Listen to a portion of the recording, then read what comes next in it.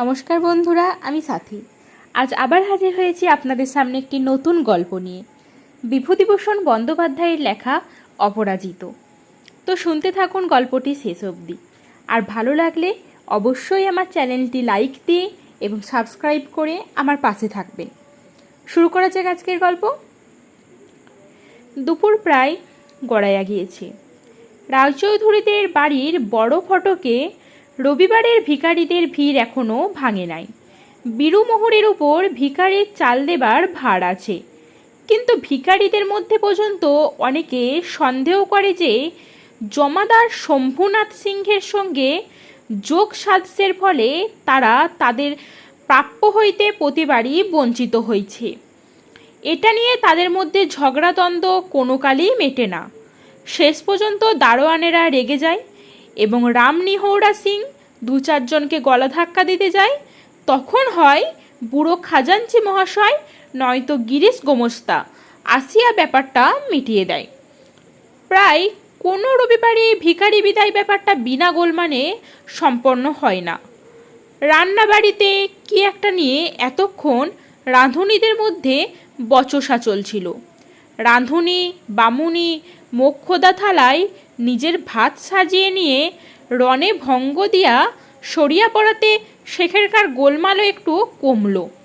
রাঁধুনিদের মধ্যে সর্বজয়ার বয়স সবচেয়ে কম। বড়লোকের বাড়ি, শহর বাজার জায়গা, পাড়াগাঁয়ের মেয়ে বলেই এদের এসব কথাবার্তায় সে বড় একটা থাকে না। তবুও মোক্ষদা বামুনি তাকে মধ্যস্থ বানিয়ে সবসময় সদুঝিয়ের কি অবিচারের কথা সবিস্তরে বর্ণনা করছিল। যখন যে দলে থাকে তখন সে দলের মন জগিয়েই কথা বলাটা সর্বজয়ের একটা অভ্যাস। এজন্য তার উপর কারো রাগ নেই। মোক্ষদা সরে যাওয়ার পরই সর্বজয়া নিজের ভাত নিয়ে বাড়িতে ছোট ঘরটাতে ফিরল।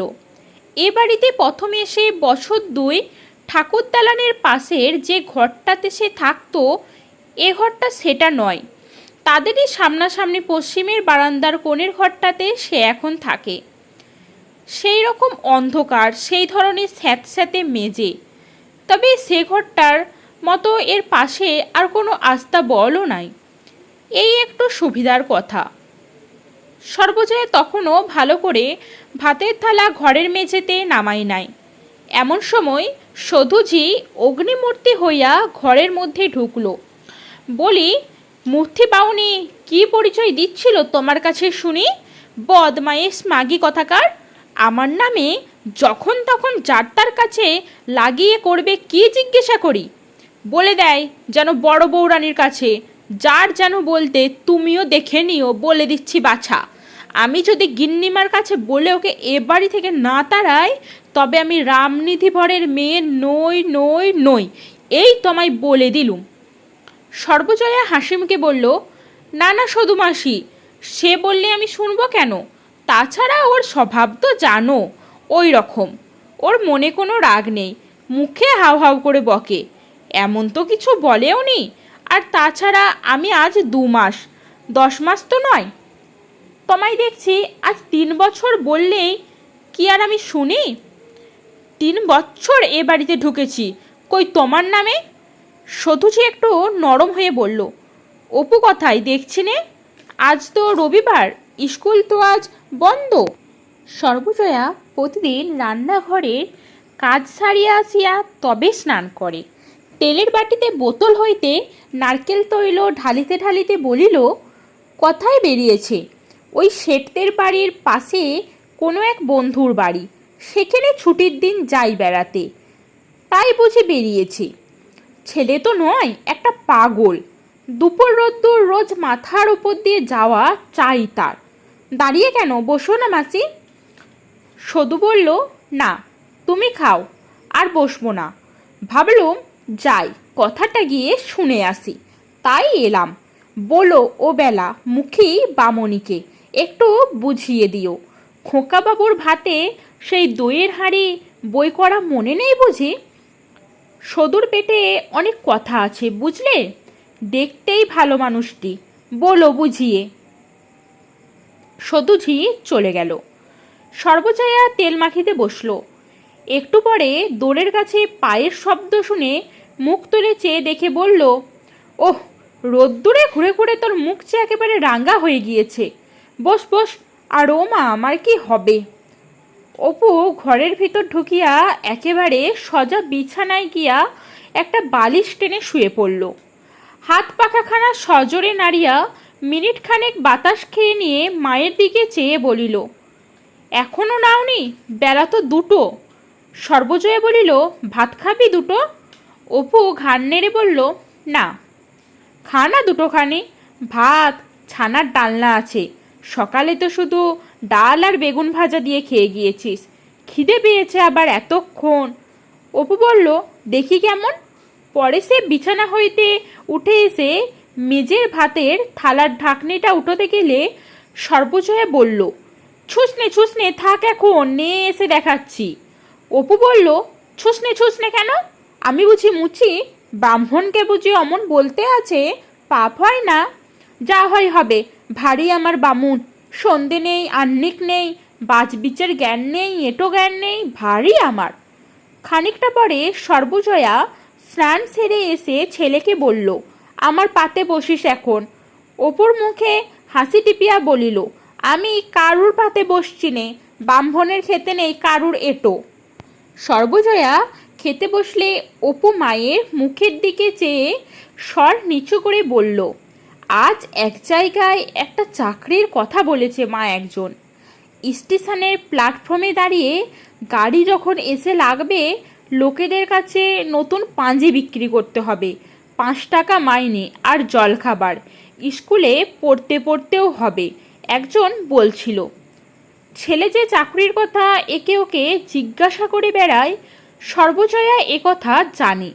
চাকরি হইলে সে মন্দ কথা নয়, কিন্তু অপুর মুখে চাকুরির কথা তাহার মোটেও ভালো লাগে না। সে তো এমন কিছু বড় হয় নাই। তাছাড়া রোদ আছে, বৃষ্টি আছে, শহর বাজার জায়গা, পথে ঘাটে গাড়ি ঘোড়া, কত বিপদ।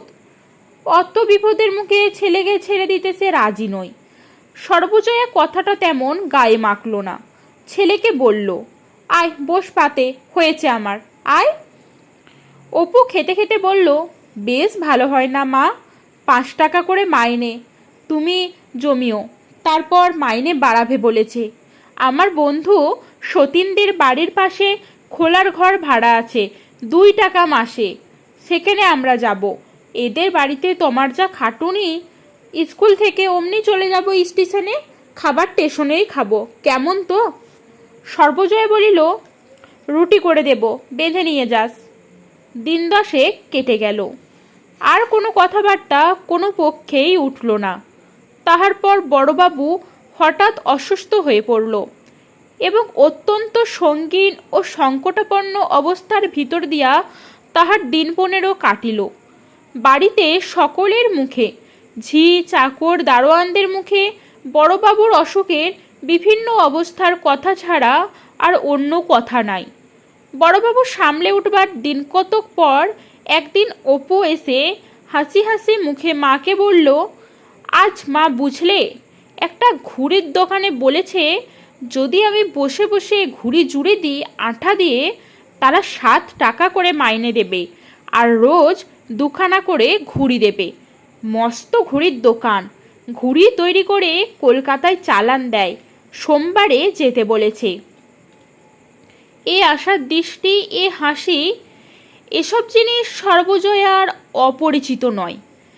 দেশে নিশ্চিন্তিপুরের ভিটাতে থাকতে কতদিন, দীর্ঘ 15-16 বৎসর ধরে মাঝে মাঝে কতবার স্বামীর মুখে এই ধরনের কথা সে শুনেছে। এই সুর, এই কথার ভঙ্গি সে চেনে। এইবার একটা কিছু লেগে যাবে, এইবার ঘটিল। অল্পই দেরি। নিশ্চিন্তিপুরের যথাসর্বস্ব বিক্রয় করিয়া পথে বাহির হওয়ার মূল্যও সে সুরেরই মোহ। 4 বৎসর এখনও পূর্ণ হয় নাই এই দশায় এখানের মধ্যে। কিন্তু সর্বজয়া চিনিয়াও চিনিল না। আজ বহুদিন ধরে তাহার নিজের গৃহ বলিয়া কিছু নাই, অথচ নারীর অন্তর্নিহিত নির্বাঁধিবার পিপাসাটুকু ভেতরে ভেতরে তাহাকে বড় পীড়া দেয়। অবলম্বন যতই তুচ্ছ ও ক্ষণভঙ্গুর হোক, মন তাহাই আঁকড়িয়া ধরিয়া ছুটিয়া যায়, নিজেকে ভুলাতে চেষ্টা করে। তাছাড়া পুত্রের অনভিজ্ঞ মনের তরুণ উল্লাসকে পরিণত বয়সের অভিজ্ঞতার চাপে শ্বাসরোধ করিয়া মারিতে মায়াও হয়। সে বলিল, তা যাস না সোমবারে? বেশ তো, দেখে আসিস। হ্যাঁ, শুনিসনি মেজ বৌরানী যে শিগগির আসছেন? আজ শুনছিলাম রান্না বাড়িতে। অপুর চোখ মুখ আনন্দে উজ্জ্বল হয়ে উঠল। আগ্রহের সুরে জিজ্ঞাসা করিল, কবে মা, কবে? এই মাসের মধ্যেই আসবেন। বড়বাবুর শরীর খারাপ, কাজ টাজ দেখতে পারেন না, তাই মেজবাবু এসে থাকবেন দিন কতক। লীলা আসবে কি না একথা দুইবার মাকে বলি বলি করিয়াও কি জানি কেন সে শেষ পর্যন্ত জিজ্ঞাসা করতে পারল না। বাইরে যাইতে যাইতে মনে মনে ভাবল, তাদের বাড়ির সবাই আসছে, মা বাবা আসছে, আর সে কি সেখানে পড়ে থাকবে? সেও আসবে, ঠিক আসবে। পরদিন সে কুল থেকে ফিরে তাদের ঘরটাতে ঢুকতেই তাহার মা বলল, অপু, আগে খাবার খেয়ে নে, আজ একখানা চিঠি এসেছে, দেখাচ্ছি। অপু বিস্মিত মুখে বলল, চিঠি? কোথায়? কে দিয়েছে মা? কাশিতে তার বাবার মৃত্যুর পর হইতে এ পর্যন্ত আজ 2.5 বছরের উপর এ বাড়িতে তারা এসেছে। কই, কেউ তো একখানা পোস্ট কার্ডে এক ছত্র লিখে তাহাদের খোঁজ করে নাই। লোকের যে পত্র আসে একথা তাহারা তো ভুলেই গিয়েছে। সে বলল, কই দেখি পত্র, তা আবার খামে? খামটার উপরে মায়ের নাম লেখা। সে তাড়াতাড়ি পত্রখানা খাম হইতে বাহির করিয়া অধীর আগ্রহের সহিত সেইখানাকে পড়িতে লাগিল। পড়া শেষ করে বুঝতে না পারার দৃষ্টিতে মায়ের মুখের দিকে চাহিয়া বলিল, ভবতারণ চক্রবর্তী কে মা? পরে পত্রের উপরকার ঠিকানাটা আর একবার দেখিয়া বলিল, কাশি থেকে লিখেছে। সর্বজয়া বলল, তুই তো ওকে নিশ্চিন্তেপুরে দেখেছিস? সেই সেবার গেলেন, দুর্গাকে পুতুলের বাস্ক কিনে দিয়ে গেলেন। তুই তখন 7 বছরের, মনে নেই তোর? 3 দিন ছিলেন আমাদের বাড়ি।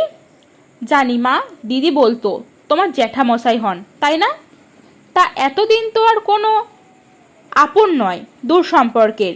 জ্যাঠামশাই তো দেশে বড় একটা থাকতেন না, কাশি গয়া ঠাকুর দেবতার জায়গায় ঘুরে ঘুরে বেড়াতেন, এখনও বেড়ান।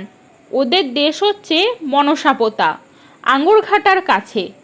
সেখান থেকেই ক্রস 2 সেবার আড়ংঘাটায় যুগল দেখতে গিয়ে ওদের বাড়ি গিয়েছিলাম 2 দিন। বাড়িতে মেয়ে জামাই থাকতো। সে মেয়ে জামাই তো লিখেছেন মারা গিয়েছে, ছেলেপিলে কারণ নেই। অপু বলিল, হ্যাঁ তাই তো লিখেছেন। নিশ্চিন্তেপুরে গিয়ে আমাদের খোঁজ করেছেন, সেখানেই শুনেছেন আমরা কাশিতে আছি। তারপর কাশিতে গিয়ে আমাদের সব খবর জেনেছেন। এখানকার ঠিকানা নিয়েছেন বোধহয় রামকৃষ্ণ মিশন থেকে। সর্বজয়া হেসে বলল, আমি দুপুরবেলা খেয়ে একটু বলি গড়াই। হ্যাঁ, খেমিদি বললে তোমার একখানা চিঠি আছে। হাতে নিয়ে দেখি আমার নাম। আমি তো অবাক হয়ে গেলাম। তারপর খুলে পড়ে দেখি এই নিতে আসবেন লিখেছেন শিগগিরই। দেখ দেখি কবে আসবেন লেখা আছে নাকি কিছু। অপু বলল, বেশ হয় না মা, এদের এখানে এক দণ্ডও ভালো লাগে না।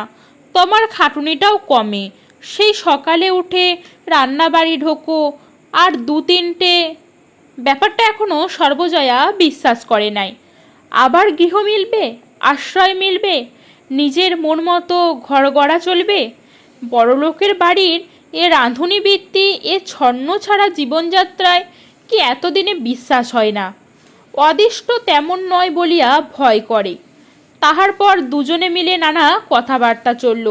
জ্যাঠামশাই কীরকম লোক, সেখানে যাওয়া ঘটলে কেমন হয়, নানা কথা উঠিবার সময় অপু বলল, সেটেদের বাড়ির পাশে কাঠগলায় পুতুল নাচ হবে একটু পরে, দেখে আসবো মা। সকাল সকাল ফিরবি, যেন ফটক বন্ধ করে দেয় না, দেখিস। পরে যাইতে যাইতে খুশিতে তাহার গা কেমন করিতে লাগিল, মন যেন শলার মতো হালকা। মুক্তি, এতদিন পরে মুক্তি। কিন্তু লীলা যে আসছে। পুতুল নাচের আসরে বসে কেবল লীলার কথাই মনে হতে লাগলো। লীলা আসিয়া তাহার সঙ্গে মিশবে তো? হয়তো এখন বড় হয়েছে, হয়তো তাহার সঙ্গে আর কথা বলবে না। পুতুল নাচ আরম্ভ হইতে অনেক দেরি হয়ে গেল। না দেখিয়াও সে আসতে পারল না। অনেক রাত্রে যখন আসর ভেঙে গেল তখন তাহার মনে পড়িল এত রাত্রে বাড়ি ঢোকা যাবে না, ফটক বন্ধ করে দিয়েছে। বড়লোকের বাড়ির দারোয়ানরা কেউ তার জন্য গরজ করে ফটক খুলে দেবে না। সঙ্গে সঙ্গে বড় ভয় হইল। রাত্রিতে এরকম একা সে বাড়ির বাইরে কাটায় নাই। কথায় এখন সে থাকে, মাই বা কি বলবে। আসরের সব লোক চলে গেল। আসরের কোণে একটা পান লেমন্ডের দোকানে তখনও বেচাকেনা চলছে। সেখানে একটা কাঠের বাস্কের উপর সে চুপ করিয়া বসিয়া রইল। তারপর কখন যে ঘুমিয়ে পড়েছে জানে না। ঘুম ভাঙিয়া দেখিল ভোর হয়ে গিয়েছে, পথে লোক চলাচল আরম্ভ হয়েছে। সে একটু বেলা করে বাড়ি ফিরল। ফটকের কাছে বাড়ির গাড়ি দুইখানি তৈয়ার হইয়া দাঁড়িয়ে আছে। দেউড়িতে ঢুকিয়া খানিকটা আসিয়া দেখিল বাড়ির ৩-৪ জন ছেলে সাজিয়া গুছিয়া কথাই চলিয়াছে। নিজের ঘরের সামনে নিস্তারিণীকে ঝিকে পাইয়া জিজ্ঞাসা করিল, মাসিমা, এত সকালে গাড়ি যাচ্ছে কোথায়? মেজবাবুরা কি আজকে আসবেন? নিস্তারিণী বলিল, তাই তো শুনছি, কাল চিঠি এসেছে, শুধু মেজবাবু আর বৌরানী আসবেন, লীলা দিদিমণি এখন আসবে না, স্কুলে এক্সামিন, সেই বড়দিনের সময় আসবে, গিন্নিমা বলছিলেন বিকেলে। অপুর মনটা এক মুহূর্ত দমে গেল। লীলা আসবে না? বড়দিনের ছুটিতে আসলেই বাকি, সে তো তাহার আগে এখান থেকে চলে যাবে। যাইবার আগে একবার সেইখন এলে, কতদিন সে আসে নাই, একটু দেখা হতো। তাহার মা বলল, বেশ ছেলে তো, কথাই ছিলিস রাত্রে, আমার ভেবে সারা রাত চোখের পাতা বোঝেনি কাল। অপু বলল, রাত বেশি হয়ে গেল, ফটক বন্ধ করে দেবে জানি, তাই আমার এক বন্ধু ছিল আমার সঙ্গে পড়ে, তাদেরই বাড়িতে। পরে হেসে ফেলে বলল, না মা, সেখানে পানের দোকানে একটা কেরোসিন কাঠের বাস্ক পড়েছিল, তার উপর শুয়ে। সর্বজয়া বলিল, ও মা, আমার কি হবে বলতো, এই সারা রাত ঠান্ডায় সেখানে? লক্ষ্মী ছাড়া ছেলে তুমি, যে ওই পথ তুমি কোনোদিন সন্ধ্যের পরে কথাও, তোমার বড় ইয়ে হয়েছে না। অপু হেসে বলল, তা আমি কি করে ঢুকবো বলো না, ওই ফটক ভেঙে ঢুকবো?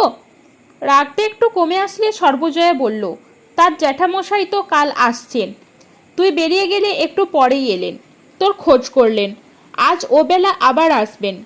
বললেন এখানে কোথায় তার জানাশোনা লোক আছে, তাদের বাড়ি থাকবেন, এদের বাড়ি থাকবার অসুবিধে, পরশু নিয়ে যেতে চাচ্ছেন। অপু বলল, সত্যি? কি কি বলো না মা, কী সব কথা হলো? আগ্রহে অপু মায়ের পাশে চৌকির ধারে বসে মায়ের মুখের দিকে চাইল।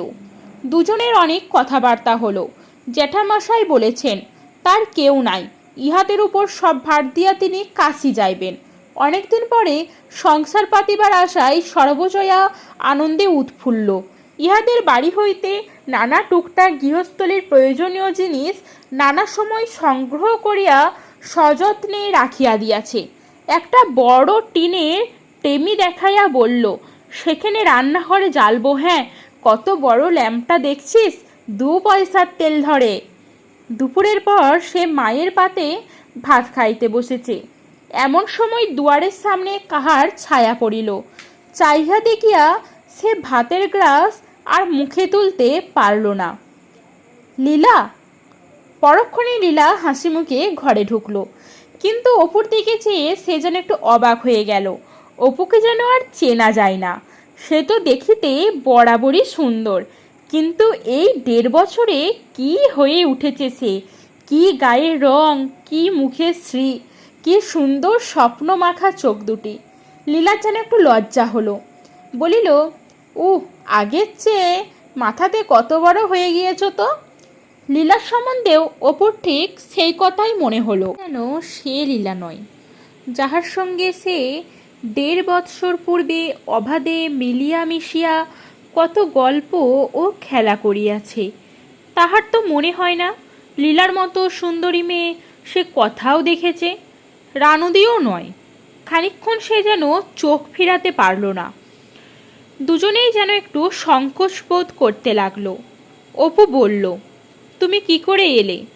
আমি আজ সকালেও জিজ্ঞাসা করেছি, নিস্তারিণী মাসি বললে তুমি আসবে না, এখন স্কুল ছুটি নেই, সেই বড়দিনের সময় নাকি আসবে। লীলা বলল, আমার কথা তোমার মনে ছিল? না, তা কেন? তারপর এতদিন পরে বুঝি? বেশ, একেবারে ডুমুরের ফুল। ডুমুরের ফুল আমি না তুমি? খকামণির ভাতের সময় তোমাকে যাওয়ার জন্য চিঠি লিখলাম ঠাকুর মায়ের কাছে, এ বাড়ির সবাই গেল, যাওনি কেন?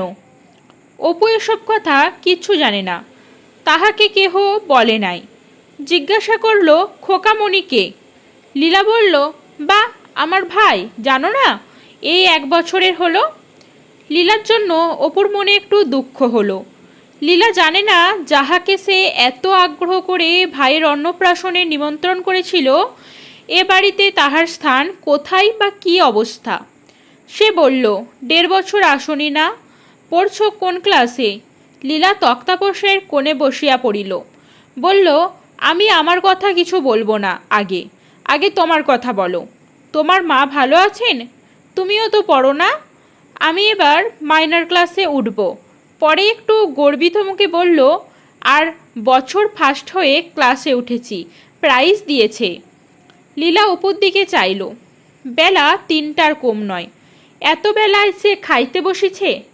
বিস্ময়ের সুরে বলল, এখন খেতে বসেছ এত বেলায়? অপুর লজ্জা হলো। সে সকালে সরকারদের ঘরে বসে খাইয়া স্কুলে যায়, শুধু ডাল ভাত, তাও শ্রীকণ্ঠ ঠাকুর বেগারভাবে ভাত দিয়া যায়, খাইয়া পেট ভরে না, স্কুলেই ক্ষুধা পায়। সেখান হইতে ফিরে মায়ের পাতে ভাত ঢাকা থাকে, বৈকালে তাহাই খায়। আজ ছুটির দিন বলিয়া সকালেই মায়ের পাতে খাইতে বসিয়াছে। অপু ভালো করিয়া উত্তর দিতে পারিল না বটে, কিন্তু লীলার ব্যাপারটা কতকটা না বুঝিল এমন নয়। ঘরের হীন আসবাবপত্র, অপুর হীন বেশ, অবেলায় নিরুপকরণ 2টি ভাত, সাগ্রহে খাওয়া। লীলার কেমন যেন মনে বড় বিঁধিল। সে কোনো কথা বলল না। অপু বলল, তোমার সব বই এনেছো এখানে? দেখাতে হবে আমাকে, ভালো গল্প কি ছবির বই নেই? লীলা বলল, তোমার জন্য কিনে এনেছি আসবার সময়, তুমি গল্পের বই ভালোবাসো বলে একখানা সাগরের কথা এনেছি, আরও 2-3খানা এনেছি, আনছি, তুমি খেয়ে ওঠো। অপুর খাওয়া প্রায় শেষ হয়ে গিয়েছিল। খুশিতে বাকিটা কোনো রকমে শেষ করে উঠল। লীলা লক্ষ্য করে দেখল, সে পাতের সবটা এমন করে খেয়েছে পাতে একটা দানাও পড়ে নেই। সঙ্গে সঙ্গে তাহার উপর লীলার কেমন যেন একটা অপূর্ব মনের ভাব হইল। সে ধরনের অনুভূতি লীলার জীবনে এই প্রথম, আর কাহারও সম্পর্কে সে ধরনের কিছু তো কখনো হয় নাই। একটু পরে লীলা অনেক বই আনিল। অপুর মনে হলো, লীলা কেমন করে তাহার মনের কথাটা জানল। সে যাহা পড়িতে জানিতে ভালোবাসে সেই ধরনের বইগুলি এনেছে। সাগরের কথা বইখানাতে অদ্ভুত অদ্ভুত গল্প, সাগরের তলায় বড় বড় পাহাড় আছে, আগ্নেয়গিরি আছে, প্রবাল নামক এক প্রকার প্রাণী আছে, দেখিতে দেখিতে গাছপালার মতো, কথায় এক মহাদেশ নাকি সমুদ্রের গর্ভে ডুবিয়া আছে, এই সব। লীলা একখানা পুরাতন খাতা দেখালো। তাহার ঝোঁক ছবি আঁকবার দিকে।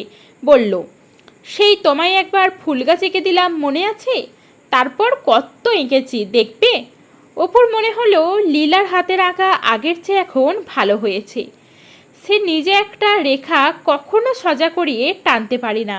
ড্রয়িংগুলি দেখতে দেখতে লীলার দিকে চাইহা জিজ্ঞাসা করিল, বেশ এঁকেছ তো, তোমাদের স্কুলে করাই না এমনিই আঁকো? এতক্ষণ পরে অপুর মনে পড়িল, লীলা কোন স্কুলে পড়ে, কোন ক্লাসে পড়ে। সে কথা কিছুই জিজ্ঞাসা করা হয় নাই। বলিল, তোমাদের কি স্কুল, এবার কোন ক্লাসে পড়ছো?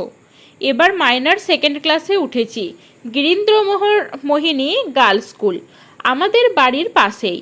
অপু বলল, জিজ্ঞেস করব? লীলা হাসি মুখে ঘাড় নাড়িয়া চুপ করিয়া রহিল। অপু বলিল, আচ্ছা বলো, চট্টগ্রাম কর্ণফুলীর মোহনায় কি ইংরাজি হবে? লীলা ভাবিয়া বলিল, Chittagong is on the mouth of the Karnaphuli. Apu বলল, কজন মাস্টার তোমাদের সেখানে? 8 জন। হেড মিস্ট্রেস এন্টার্সপাস আমাদের গ্রামার পড়ান। পরে সে বলল, মার সঙ্গে দেখা করবে না? এখন যাব না, একটু পরে যাব, বিকালে যাব এখন, সেই ভালো। তাহার পরে সে একটুখানি থামিয়া বলল, শোনো না লীলা, আমরা যে এখান থেকে চলে যাচ্ছি। লীলা আশ্চর্য হয়ে অপুর দিকে চেয়ে বলল, কোথায়? আমার এক দাদামশাই আছে, তিনি এতদিন পরে আমাদের খোঁজ পেয়ে তাদের দেশের বাড়িতে নিয়ে যেতে এসেছেন। অপু সংক্ষেপে সব বলল। লীলা বলিয়া উঠিল, চলে যাবে বারে? হয়তো সে কি আপত্তি করতে চাইছিল, কিন্তু পরক্ষণেই বুঝল যাওয়া না যাওয়ার উপর তো কোনো হাত নেই অপুর, কোনো কথাই এক্ষেত্রে বলা চলিতে পারে না। খানিকক্ষণ কেউ কোনো কথা বলল না। লীলা বলল, তুমি বেশ এখানে থেকে স্কুলে পড়ো না কেন? সেখানে কি স্কুল আছে? পড়বে কথায়? সে তো পাড়াগা। আমি থাকতে পারি, কিন্তু মা তো আমায় এখানে রেখে থাকতে পারবে না, নইলে আর কি। না হয় এক কাজ করো না, কলকাতায় আমাদের বাড়ি থেকে পড়বে। আমি মাকে বলবো অপূর্ব আমাদের বাড়িতে থাকবে, বেশ সুবিধে। আমাদের বাড়ির সামনে আজকাল ইলেকট্রিক ট্রাম হয়েছে, ইঞ্জিনও নেই, ঘোড়াও নেই, এমনিই চলে। তারের মধ্যে বিদ্যুৎ পোড়া আছে, তাতে চলে। কী রকম গাড়ি তারের উপর দিয়ে চলে? একটা ডান্ডা আছে, তারে ঠেকে থাকে, তাতেই চলে। কলকাতা গেলে দেখবে এখন। 6-7 বছর হলো ইলেকট্রিক ট্রাম হয়েছে, আগে ঘোড়ায় টানতো। আরও অনেকক্ষণ দুজনের কথাবার্তা চলল। বৈকালে সর্বজয়ার জ্যাঠামশাই ভবতারণ চক্রবর্তী আসিলেন। অপুকে কাছে ডাকিয়া জিজ্ঞাসাবাদ করলেন। ঠিক করলেন 2 দিন পরে বুধবারের দিন লইয়া যাইবেন। অপু 2-1 বার ভাবিল, লীলার প্রস্তাবটা একবার মায়ের কাছে তোলে, কিন্তু শেষ পর্যন্ত কথাটা আর কার্যে পরিণত হইল না। সকালে রৌদ্র ফুটি উঠবার সঙ্গে সঙ্গেই উলা স্টেশনে গাড়ি এসে দাঁড়ালো। এখান হইতেই মনসাপোতা যাইবার সুবিধা। ভবতারণ চক্রবর্তী পূর্ব হইতেই পত্র দিয়া গরুর গাড়ির ব্যবস্থা করিয়া রাখিয়াছিলেন। কাল রাত্রে একটু কষ্ট হইয়াছিল। এক্সপ্রেস ট্রেন খানাদারিতে পৌঁছানোর জন্য ব্যান্ডেল হইতে নৈহাটির গাড়িখানা পাওয়া যায় নাই, ফলে বেশি রাত্রে নৈহাটিতে আসিয়া অনেকক্ষণ বসে থাকতে হয়েছিল। সারা রাত্রি জাগরণের ফলে অপু কখন ঘুমিয়া পড়েছিল সে জানে না। চক্রবর্তী মহাশয়ের ডাকে উঠে জানলা দিয়ে মুখটা বাড়িয়ে দেখল একটা স্টেশনের প্ল্যাটফর্মে গাড়ি লেগেছে, সেখানেই তাদের নামতে হবে। কুলিরা ইতিমধ্যে তাহাদের কিছু জিনিসপত্র নামিয়েছে। গরুর গাড়িতে উঠে চক্রবর্তী মহাশয় অন্যবরত তামাক টানতে লাগলো। বয়স 70-এর কাছাকাছি হইবে। এক হাড়া পাতলা চেহারা, মুখে দাড়ি গোপ নাই, মাথার চুল সব পাকা। বললেন, জয়া, ঘুম পাচ্ছে না তো? সর্বজয়া হাসিয়া বলিল, আমি তো নৈহাটিতেই ঘুমিয়ে নিয়েছি 1/2 ঘন্টা, অপুও ঘুমিয়েছে, আপনারই ঘুম হয়নি। চক্রবর্তী মহাশয় খুব খানিকটা কেশিয়া লইলেন। ও সোজা খোঁজটা করেছি তোদের। 8 বছর বৈশাখ মাসে মেয়েটা গেল মারা, হরিধন তো তার আগেই। এই বয়সে হাত পুড়িয়ে রেঁধেও খেতে হয়েছে, কেউ নেই সংসারে। তাই ভাবলাম হরিহর বাবাজির তো নিশ্চিন্তপুর থেকে উঠে যাবার ইচ্ছা ছিল অনেক দিন থেকেই, যাই এখানেই নিয়ে আসি। একটু ধানের জমি আছে, গৃহদেবতার সেবাটাও হবে। গ্রামে ব্রাহ্মণ তেমন নেই, আর আমি তো এখানে থাকবো না, আমি একটু কিছু ঠিক করে দিয়েই কাশি চলে যাব। এরকম করে হরিহর নেবেন চালিয়ে, তাই গেলাম নিশ্চিন্তপুর। সর্বজয় বললেন, আপনি বুঝি আমাদের কাশি যাওয়ার কথা শোনেননি? তা কি করে শুনবো? তোমাদের দেশে গিয়ে শুনলাম তোমরা নেই সেখানে, কেউ তোমাদের কথা বলতে পারে না। সবাই বলে তারা এখান থেকে বেচে কিনে 3-4 বছর হলো কাশি চলে গিয়েছে, তখন কাশি যায়। কাশি আমি আছি আজ 10 বছর, খুঁজতেই সব বেরিয়ে পড়ল। হিসাব করে দেখলাম হরিহর যখন মারা যায় তখন আমি কাশিতেই আছি, অথচ কখনো দেখাশোনা হয়নি। তাহলে কি আর? অপু আগ্রহের সুরে বলিল, নিশ্চিন্তপুরে আমাদের বাড়িটা কেমন আছে দাদামশাই? সেদিকে আমি গেলাম কই, পথেই সব খবর পেলাম কি না, আমি আর সেখানে দাঁড়াইনি, কেউ ঠিকানা দিতে পারলে না।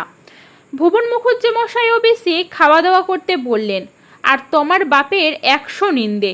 বুদ্ধি নেই, সাংসারিক জ্ঞান নেই, হেন তেন। যাক সেসব কথা, তোমরা এলে ভালোই হলো। যে ঘর যজমান আছে তোমাদের বছর তাতে কেটে যাবে। পাশেই তেলিরা, বেশ অবস্থাপন্ন, তাদের ঠাকুর প্রতিষ্ঠা আছে। আমি পুজো টুজো করতাম অবশ্যই, সেটাও হাতে নিতে হবে ক্রমে। তোমাদের নিজেদের জিনিস দেখে শুনে নিতে হবে। উলা গ্রামের মধ্যে খুব বন, গ্রাম ছাড়িয়া মাঠের পথেও বনঝপ। সূর্য আকাশে অনেকখানি উঠে গিয়েছে। চারিধারে প্রভাতী রৌদ্রের মেলা, পথের ধারে বনতুলসীর জঙ্গল, মাঠের ঘাসে এখনো স্থানে স্থানে শিশির জমে আছে। কোনো রূপকথার দেশে মাকড়সা যেন রূপালী জান বুনিয়া রাখিয়াছে। মাঝে মাঝে কিসের একটা গন্ধ, বিশেষ কোনো ফুল ফলের গন্ধ নয়, কিন্তু শিশির সিক্ত ঘাস, সকালের বাতাস, অরহরের ক্ষেত, এখানে ওখানে বনজ গাছপালা, সব শুদ্ধ মিলাই মিশিয়া একটা সুন্দর সুগন্ধ।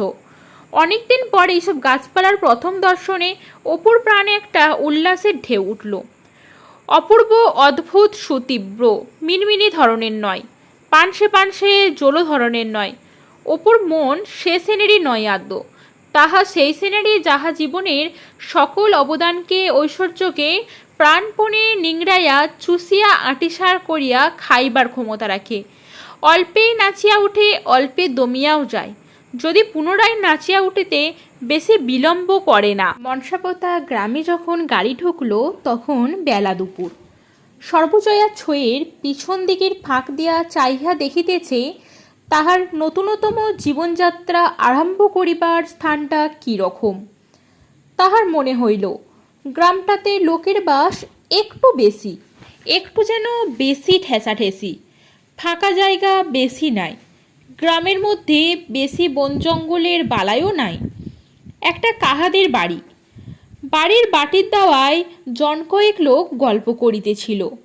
গরুর গাড়িতে কাহারা আসিতেছে দেখিয়া চাহিয়া চাহিয়া দেখিতে লাগিল।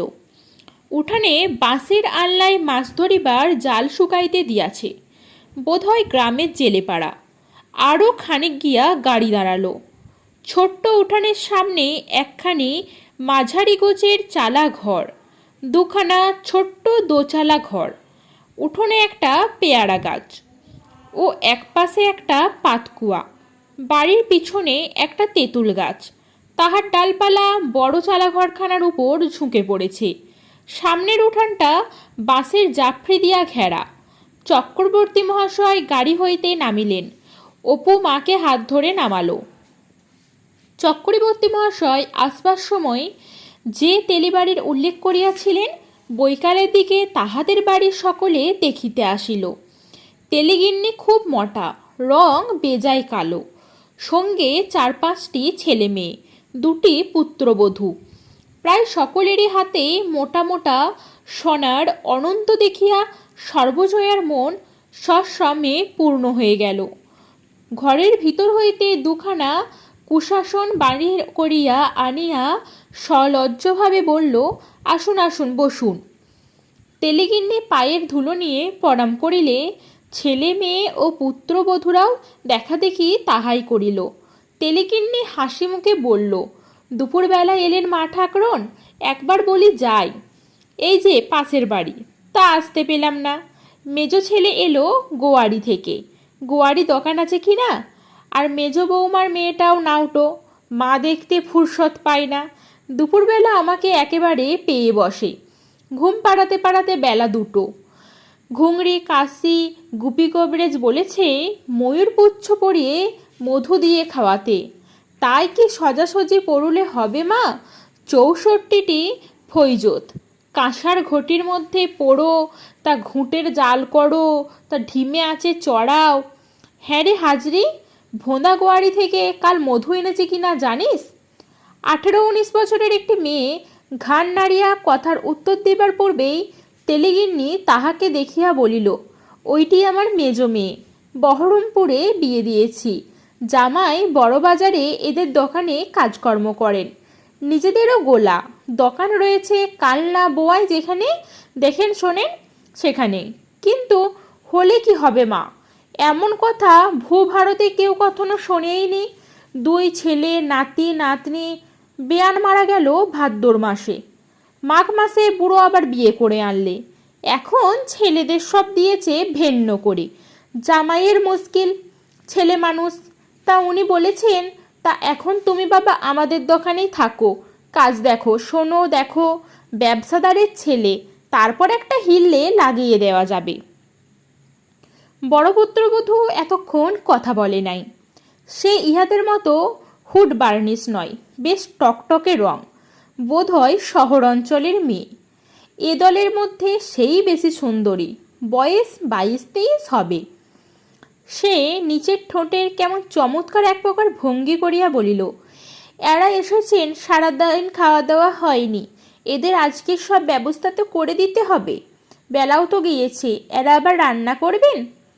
এই সময় অপু বাড়ির উঠানে ঢুকিল। সে আসিয়াই গ্রামখানা বেরিয়া দেখাতে বাহির হয়েছিল।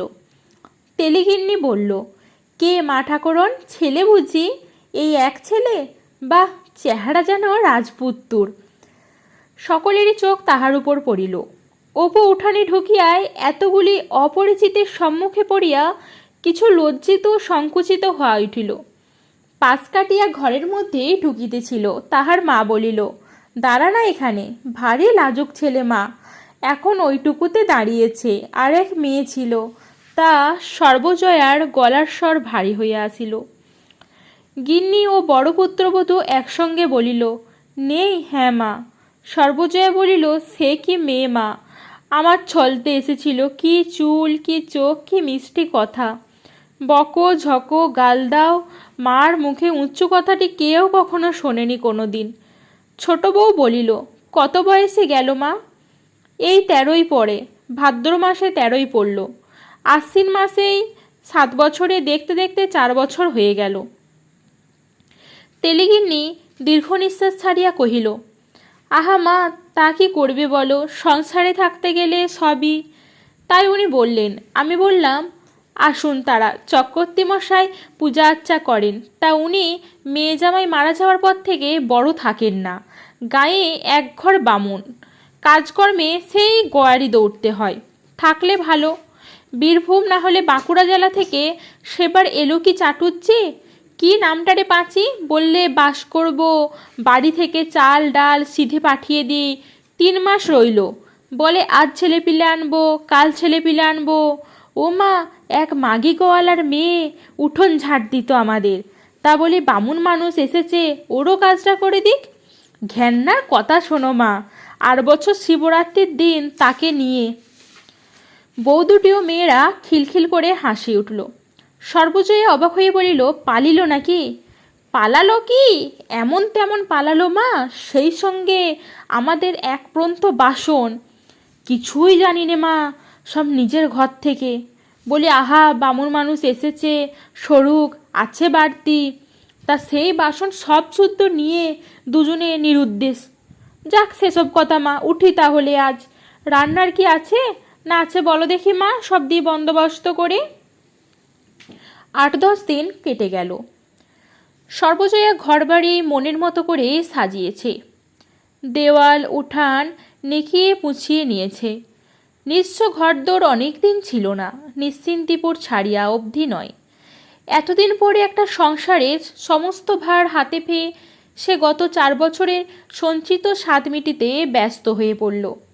জ্যাঠামশাই লোকটা মন্দ নয়, কিন্তু শীঘ্রই সর্বজয়া দেখিল তিনি একটু বেশি কৃপণ। ক্রমে ইহাও বোঝা গেল তিনি যে নিছক পরার্থপরতার ঝোঁকেই ইহাদের এখানে আনেছে তা নয়, অনেকটা আনিছেন নিজের স্বার্থে। তেলিদের প্রতিষ্ঠিত ঠাকুরটি পুজো না করিলে সংসার ভালোরূপে চলে না, তাহাদের বার্ষিক বৃত্তিও বন্ধ হয়ে যায়।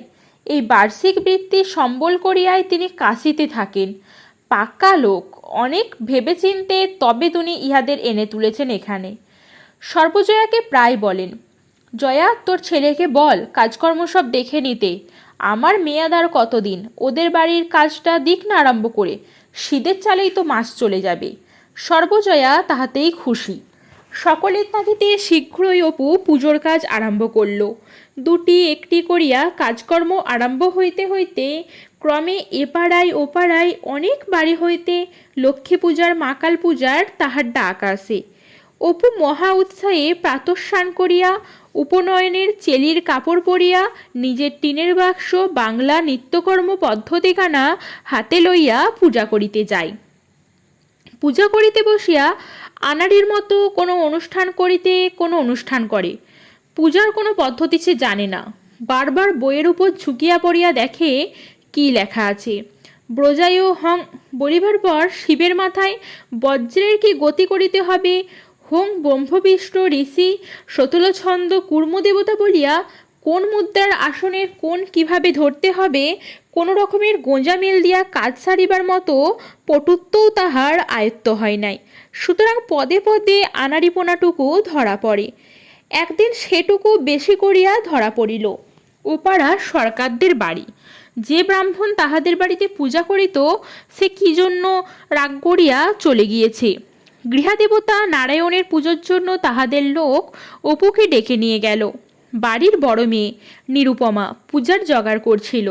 14 বছরের ছেলেকে চেলি পরিয়া পুঁথি বগলে গম্ভীর মুখে আসতে দেখে সে একটু অবাক হলো। জিজ্ঞাসা করল, তুমি পুজো করতে পারবে? কি নাম তোমার? চক্রবর্তী মশাই তোমার কে হন? মুখচড়া অপুর মুখে বেশি কথা তখন বেরোলো না। লাজুক মুখে সে গিয়া আনাড়ির মতো আসনের উপর বসে পড়ল। পুজো কিছু দূর অগ্রসর হইতে না হইতেই নিরুপমার কাছে পূজারীর বিদ্যা ধরা পড়ে গেল। নিরুপমা হাসিয়া বলিল, ও কি ঠাকুর নামিয়ে আগে নাইয়ে নাও, তবে তো তুলসী দেবে। অপু থতমত খাইয়া ঠাকুর নামাতে গেল। নিরুপমা বসিয়া পড়িয়া বলিল, ওহো তাড়াতাড়ি করো না, এইটাতে ঠাকুর আগে নামাও। আচ্ছা এখন বড় তাম্রকুণ্ডতে জল ঢালো। অপু ঝুঁকিয়া পড়িয়া বইয়ের পাতা উল্টিয়া স্নানের মন্ত্র খুঁজিতে লাগিল। তুলসীপত্র পড়াইয়া শালগ্রামকে সিংহাসনে উঠাইতে যাইতেছে। নিরুপমা বলিল, ও কি তুলসী পাতা উপর করে পড়াতে হয় বুঝি? চিৎ করে পড়াও। ঘামে রাঙামুখ হইয়া কোনো রকম পুজো সাজ করিয়া অপু চলে আসছিল।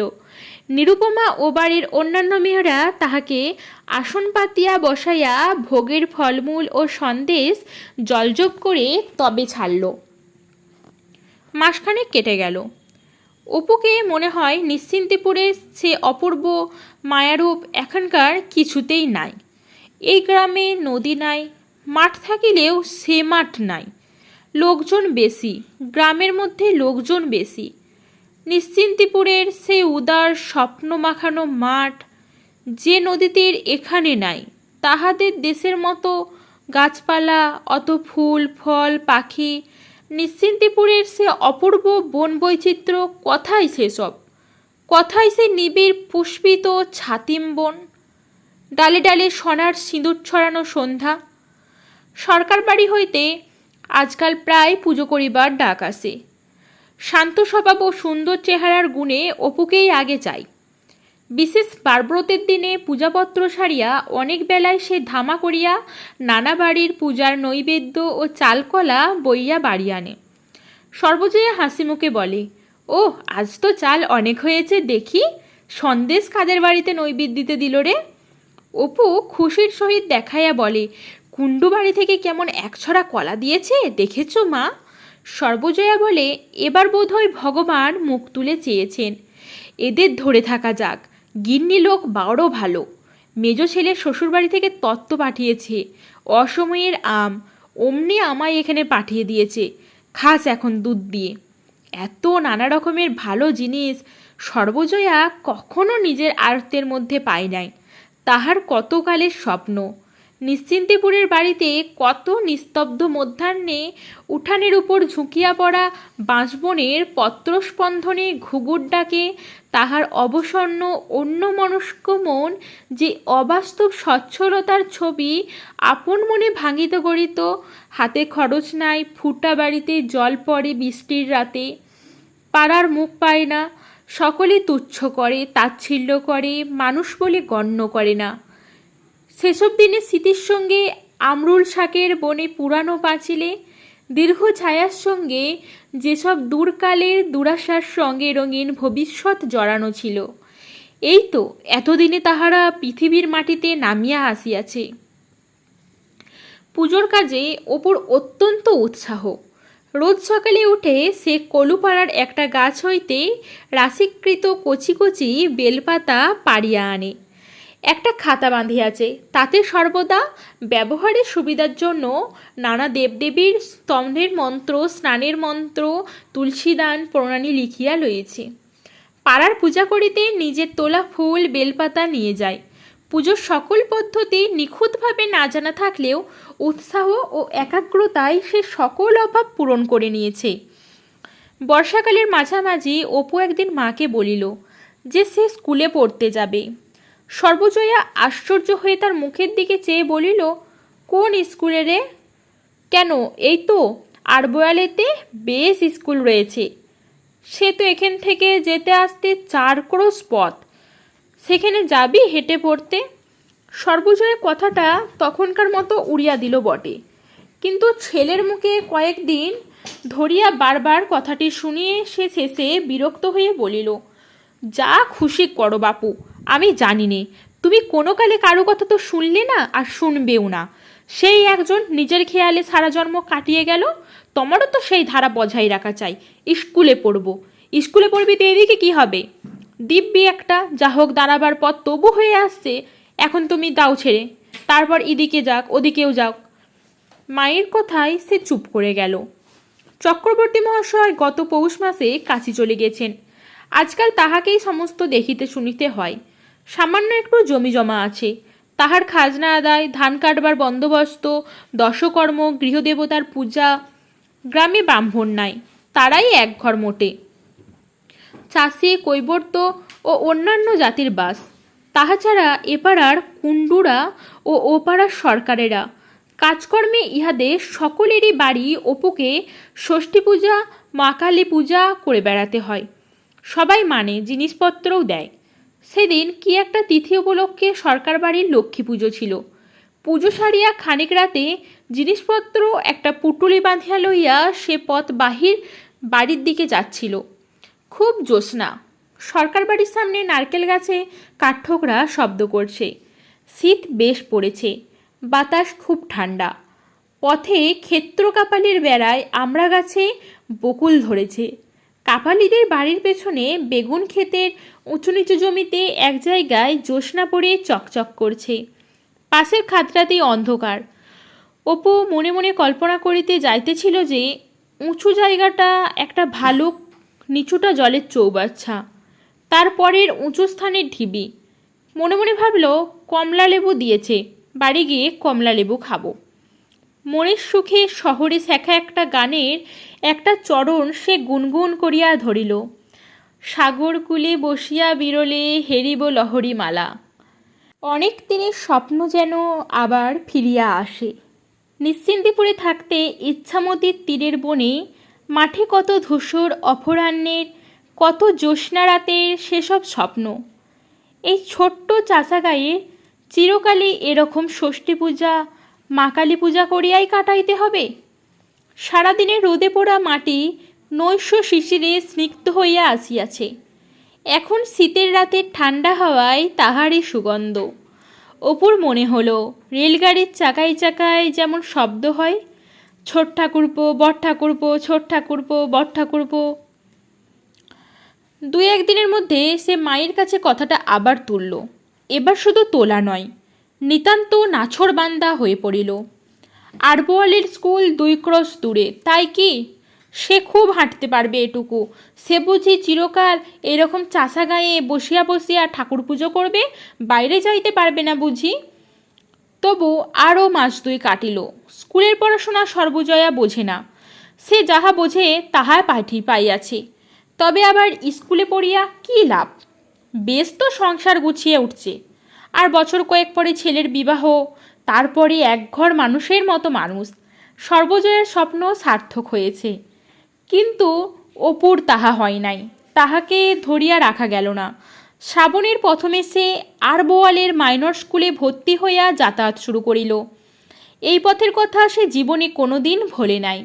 এই 1 বৎসর ধরিয়া কি অপরূপ আনন্দ পাইয়াছিল। প্রতিদিন সকালে বিকালে এই পথ হাঁটিবার সময়টাতে। নিশ্চিন্তিপুর ছাড়িয়া অবধি এত আনন্দ আর হয় নাই। ক্রস 2 পথ, দুধারে বট, তুঁতের ছায়া, ঝোপঝাপ মাঠ, মাঝে মাঝে অনেকখানি ফাঁকা আকাশ। স্কুলে বসিয়া ওপর মনে হইত সে যেন একা কতদূর বিদেশে এসেছে। মন চঞ্চল হয়ে উঠত। ছুটির পরে নির্জন পথে বাহির হইয়া পড়িত। বৈকালের ছায়ায় ঢ্যাঙ্গা, তাল, খেজুর গাছগুলো যেন দিগন্তের আকাশ ছুঁইতে চাইছ। পিরিং পিরিং পাখির ডাক, হু হু মাঠের হাওয়ায় পাকা ফসলের গন্ধ আনিতেছে। সর্বত্র একটা মুক্তি, একটা আনন্দের বার্তা।